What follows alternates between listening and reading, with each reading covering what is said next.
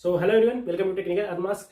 सो अगर आप इस चैनल तक आ गए हो भाई लोग, तो आपको जैसे पता है कि अपन पूरा का पूरा सिस्टम डिजाइन का एक series zero to hero type का कर रहे हैं। ठीक है, तो अगर आप इस चैनल तक आ गए हो तो आप इस चैनल को सब्सक्राइब कर लो, क्योंकि ये आपके लिए बहुत ज्यादा बेनिफिशियल होने वाला है। क्योंकि अपना सिस्टम डिजाइन पैटर्न, डीएसए, जो भी चीज़ है, ऑपरेटिंग सिस्टम, जितनी भी चीज़ें इंपॉर्टेंट है प्लेसमेंट के लिए, वो सब चीज़ यहाँ पे अपन फ्री ऑफ कॉस्ट बिल्कुल जीरो टू हीरो टाइप का कर रहे हैं। ठीक है, तो आज अपना लास्ट लेक्चर है चैप्टर 1 का। चैप्टर 1 बोले तो कंपोनेंट्स का, जो अपन बात कर रहे थे कि सर सबसे पहले अपने को कंपोनेंट्स जानना पड़ेगा, और एक बार से जब अपन कंपोनेंट्स कर लिए तब अपन स्लोली छोटे छोटे सिस्टम डिजाइन करना स्टार्ट करेंगे, एग्जांपल, एंड धीरे धीरे प्रोसीड करेंगे। ठीक है, तो आज अपना ये लास्ट लेक्चर है कंपोनेंट्स का। जो नेक्स्ट लेक्चर होगा वो चैप्टर 2 स्टार्ट होगा। चैप्टर 2 से अपन एग्जांपल से स्टार्ट करेंगे सिस्टम डिजाइन का करना। ठीक है, तो आज जो अपन पढ़ने वाले हैं सर वो है शार्डिंग के बारे में, डेटाबेस शार्डिंग के बारे में क्या होता है।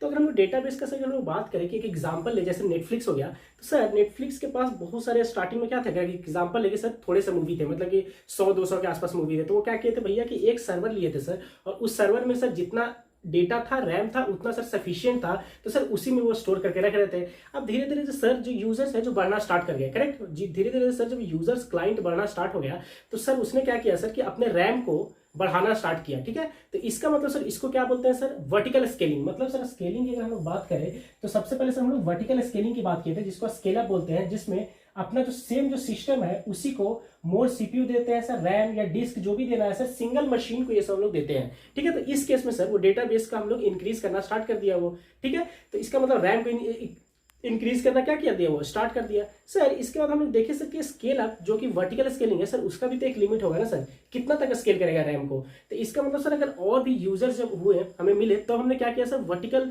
स्केलिंग से हॉरिजॉन्टल स्केलिंग पे हम लोग पहुंचे। मतलब सर रेप्लिकास बनाना स्टार्ट किए कि सर डेटाबेस तो सेम है, लेकिन सर नंबर ऑफ रेप्लिकास उसका बनाना चालू कर दिए, डुप्लीकेट, जिससे मास्टर स्लेव हमने पढ़ा था, जिसमें सर राइट करने के लिए सर एक ही मास्टर रहेगा, और जितने भी स्लेव्स रहेंगे सर वो सब रीड ऑपरेशंस को वहां पर परफॉर्म करेंगे। करेक्ट, तो ये हमने किया था कि सर ठीक है, रीड ऑपरेशन जब स्टार्ट हो गया होना, तो यहाँ पे सर जब हम लोग रेप्लिका बनाए तो वहां पे जो हुआ उसका एफिशिएंसी तो बढ़ गया सर। क्यों? क्योंकि अब रीड एंड राइट ऑपरेशन जो है सर अलग अलग डेटाबेस से होना स्टार्ट हो गए। ठीक है, ठीक है sir.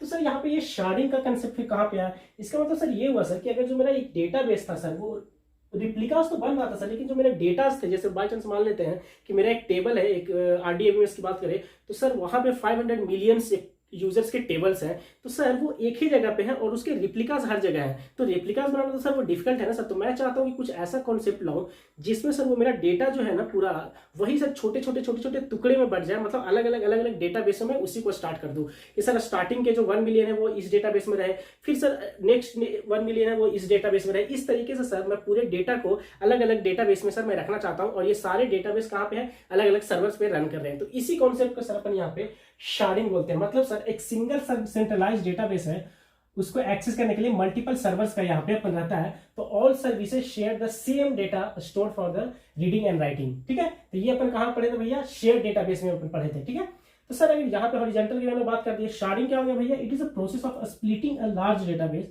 Into a smaller pieces called shards. वो सारे पीसेस को क्या बोलते हैं भैया, शार्ड्स बोलते हैं। जैसे कि एक गूगल शीट का लिए कि भैया एक ही गूगल शीट बड़ा सा है, लेकिन बहुत सारे यूजर्स एक साथ उस पर कर रहे हैं। एक जैसे कॉलेज का बात कर ले तो बहुत सारे कॉलेज के स्टूडेंट्स एक ही डेटाबेस को या एक ही डेटा शीट को एक अपडेट कर रहे हैं। ठीक है, तो सर यहाँ पे जैसे हमने बात किया सर कि एक मेरा बड़ा सा डेटाबेस था सर, उसको छोटे छोटे शॉर्ट्स में बांट दिए, छोटे छोटे सर्वर्स में बांट दिए, सॉरी छोटे छोटे डेटाबेस में बांट दिए सर, और ये सारे डेटाबेस अलग अलग सर्वर पे चल रहे हैं। तो सर इससे क्या हुआ सर, इससे प्रॉफिट सर ये हुआ कि अब जो सर एक्सेस करने का है सर वो अब डिस्ट्रीब्यूट हो गया। पहले एक ही सर्वर पे सर बहुत ज्यादा लोड हो रहा था, एक ही डेटाबेस से बहुत ज्यादा लोड हो रहा था, तो वो लोड भी डिस्ट्रीब्यूट हो गया और मेरे को रेप्लिकास भी नहीं बनाना पड़ा। ठीक है, तो थोड़े से इसमें सेम डेटा को थोड़ा सा डेटा इसमें रख दिया, थोड़ा डेटा इसमें रख दिया, थोड़ा डेटा इसमें रख दिया, और भी अगर शार्ड्स है तो सब में सर इवेंचुअली हम लोग डिस्ट्रीब्यूट करना स्टार्ट कर दिए।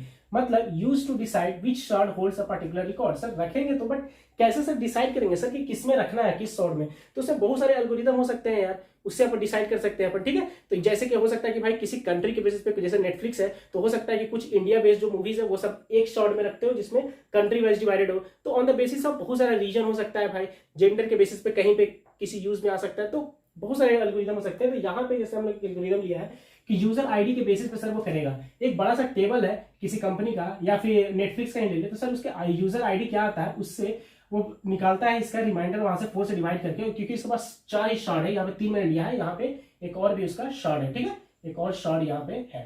ठीक है, ठीक है सर, तो उसको करेगा। अगर उसका यूजर आईडी अगर 0, 4, 8 इस तरह का आता है तो शार्ड 0 में जाएगा। अगर मल्टीपल्स ऑफ 4 आता है तो ठीक है, अगर रिमाइंडर उसका 1 आता है तो भैया शार्ड 1 में जाएगा। अगर रिमाइंडर 2 आता है तो भैया यहाँ जाएगा। इस हिसाब से सर अपन पूरा का पूरा सर इसको डिवाइड करेंगे, अलग अलग शॉर्ट्स में डेटा को स्टोर करना स्टार्ट करेंगे। तो सर इससे बेनिफिट क्या होगा सर? पहला तो होगा भैया कि इंक्रीज थ्रूपुट, थ्रूपुट तो बढ़ेगा ही, ये तो अपन देख लिए सर कि यहाँ पे थ्रूपुट इसका बढ़ जाएगा। क्यों? क्योंकि सर अब एक्सेस करने के लिए सिर्फ एक सिंगल डेटा नहीं है, डेटाबेस नहीं है, अलग अलग डेटाबेस में हम लोग उसको डिवाइड कर दिए हैं। Reduce single point of failure, ये भी अपना हो गया, रिड्यूस हो गया। क्यों? क्योंकि एक बड़ा सा सर डेटाबेस अगर खराब हुआ, कुछ इशू आया उसमें, तो पूरा पूरा वो डेटाबेस ही गया। यहाँ पे सर डिस्ट्रीब्यूट हुआ है तो पूरा पूरा डेटाबेस तो नहीं गया है सर। इसका मतलब सर इसको स्केल करना भी इजी है, इजियर टू स्केल हॉरिजॉन्टली। क्यों? क्योंकि भाई सर अगर मेरा और यूजर्स बढ़ते हैं तो एक और शार्ड में ऐड कर दूंगा और उसी हिसाब से सर सबको डिस्ट्रीब्यूट करना स्टार्ट कर दूंगा। तो हॉरिजॉन्टली स्केल करना भी सर अपने को यहाँ पे इजी है शॉर्टिंग में। और देखेंगे सर चैलेंजेस क्या आता है सर जब शॉर्ट में डिवाइड करते हैं सर। तो पहले तो सर रीशॉर्टिंग आ सकता है, क्योंकि अगर आप required when a short gets full and data needs to be moved, मतलब कि अगर कोई शॉर्ट अगर फुल हो गया है, जैसे यही परसेंटेज 4 वाला देखते हैं कि इसका भी तो एक लिमिट होगा ना भाई इस डेटाबेस का। तो ऐसे करते करते करते करते 4 से डिवाइड करके रिमाइंडर 1 वाला सब इसमें रखता चला गया, एक टाइम पे ये फुल हो गया। तो अब और जो रिमाइंडर 1 वाला आ रहा है उसको कैसे करेंगे? तो इसीलिए सर एक थोड़ा सा अलग एल्गोरिदम को थोड़ा सा ट्विस्ट करके या फिर रीशॉर्टिंग करना पड़ सकता है कि सर इसका डेटाबेस को और बड़ा करके फिर उसमें सबको स्टोर करना स्टार्ट करें। तो रीशॉर्टिंग का प्रॉब्लम आ सकता है। एक सेलिब्रिटी प्रॉब्लम यहाँ पे आ सकता है, हो सकता है कि जो फेमस पर्सनैलिटीज हो वो सब एक ही शॉट में आ जाए, ठीक है, एक ही शॉट में आ जाए, तो इनको लोग ज्यादा एक्सेस करेंगे। करेक्ट? इनको जो सेलिब्रिटीज है उनका मोस्टली जो ट्रेंड में रहते हैं उनको ज्यादा एक्सेस किया जाएगा, उनको पोस्ट को ज्यादा रीड किया जाएगा। तो अगर एक ही शॉट में आ गए तो एक शॉट पे ज्यादा प्रेशर हो जाएगा, और ये पर अगर नॉर्मल लोग है, सेलिब्रिटी लोग नहीं है, तो इन पर कम एक्सेस आएगा।